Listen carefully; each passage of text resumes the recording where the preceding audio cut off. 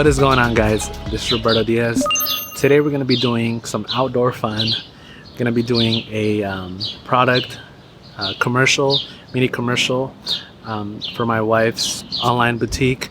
We're not going to the office, so I thought it'd be cool to do some outdoor stuff, and we're gonna be messing around with whatever we have outdoors and just doing the best we can. Excuse the freaking birds because they decide to be chirping at my time of my video. So we're gonna be seeing how we're gonna do this. Gonna break down everything I can just to show you guys what you can do with my little setup. It's not even a crazy setup. The only expensive thing is probably the camera. Everything else is pretty affordable.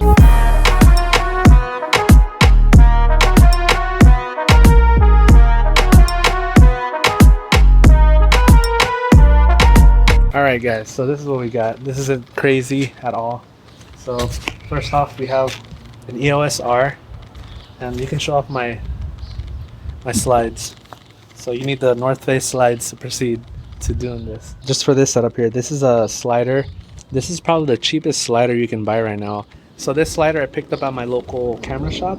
I legit went in there, I asked them, what's the cheapest slider you got? And they're like, this crap. And I picked it up. I didn't really care. I've had Rhino sliders, I've had more expensive sliders, but I figured let me try something cheap, see what we can do with it. So this is kind of an experiment too of what's gonna happen because I haven't even used this thing. I'll link it down below, or an equivalent of this slider, literally 80 bucks I believe. And then here we have the Joby head from the Gorilla Pods. So I mounted this on top so I can get my camera to change the angles and whatnot. If not, you're just going to be leveled out whatever the slider gives you. So if you adapt this little head, it allows you to move around the camera. So then down here we have these cheap Amazon legs stands. These Amazon stands were probably like 30 bucks for two of them. They're super cheap. They work for stuff like this. I don't really mind it. I don't need huge C-stands carrying my stuff. I don't want to have to be carrying too many crazy heavy things, you know. I already have enough heavy things, so I don't need to break my back even more. So I don't mind these little things, and they basically allow me to have the camera level without having to worry about, you know, it. If you put a stand in the middle, what's going to happen, the camera's going to lean forward and you're going to have issues with the actual balance. So if you put one on each end, it'll allow you to be completely level. So that's what we did here. So this is pretty much a slider. And then show you guys my setup over here. This is legit like the ghettoest, cheapest setup you could do. So we have this little rug thing. This is like cottonish looking. So I figured it'd be cool to have this in the video as the kind of the floor for the bag. And then I don't know where the heck these are from, but my wife. My kitchen. So these are from our kitchen. This is like the most cheapest ghetto setup, but we put these here just to add a little bit of prop. It's a quarantine setup. It's a little quarantine setup. Quarantine. And then this little plant was from our kitchen too. I think it's from our bathroom or something. I don't even know. And then here, this is the Amazon. This is like a 3 and 4-in-1 reflector kit. So basically it has a diffuser, reflector, and this is the side that has the blackout side. So you could use this to do black fill.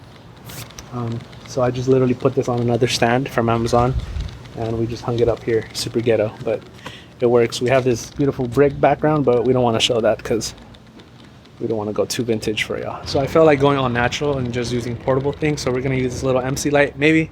We'll see right now. So to the actual slider, I don't even know where the heck this is from. Do you know where this is from? No. I don't know. I found it in my car. But literally, I wrapped this around the slider. Basically what this does, it takes away any extra shakes or any extra things from you having control in the slider. So originally it would be you pushing it, but if you take away an extra layer of you having to touch it, it takes away all those micro jumps and jitters. So basically we would just, there's no real way to do it, it's just me messing around. This basically takes away any hand or imperfections in the actual slider. Since this is a super cheap slider, I figured if I add an extra layer of little stretching material, whatever this is, it'll help eliminate any jitters on the actual camera. So hopefully that works out. But yeah, it's basically just, we're gonna come over here and just, that was a bad example, but you want to kind of add some actual weight to it. You would basically Alright, so as far as our settings on camera, shutter speeds at 200. I wanted to do something where everything would be focused, or kind of not, I didn't really want any motion blur. I was kind of going for that more surreal kind of poppy feeling. So I went with shutter speed 200. Our aperture is at 4.5. I wanted to make sure everything's kind of in focus and not really have any, we don't really have any depth or anything going on in the background. So I figured just have everything kind of in focus. So we went with a 4.5. And then our ISO, we're at 125, which is the lowest I can do on the EOS R. So that's pretty much our actual camera settings. And as far as the picture profile, I have the standard picture profile modified a little bit. I have the sharpness all the way down, and then I have the contrast -1, and then I have the saturation at 0, which is neutral. So that's basically our camera settings. And now basically it's time to see what the heck we're gonna do with this. So this will be our first shot. So let's try it out. So let's start rolling.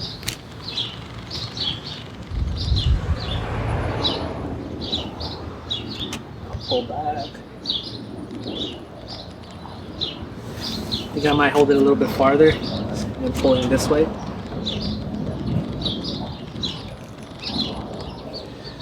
I'll cut right now.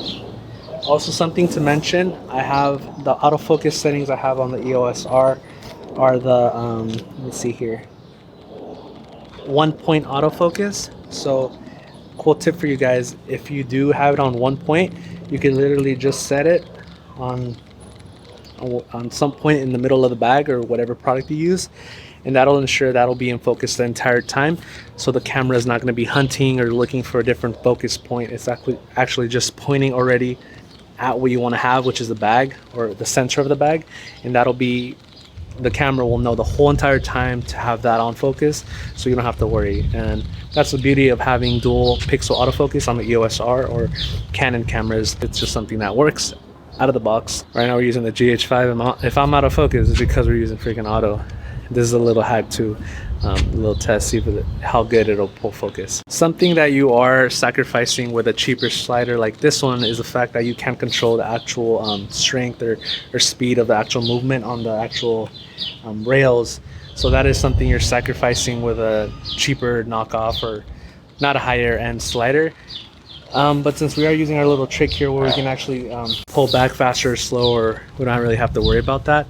But in certain cases where you do need complete control, where you want to nail down the actual speed of your actual movement, a slider that does have those features would come in use, having a more expensive slider where you can control that. I am recording in 60 frames per second, just because we want to slow this down in post to 24. That way we're adding an extra layer of actual protection, and it'll allow us to get slower and more smoother results.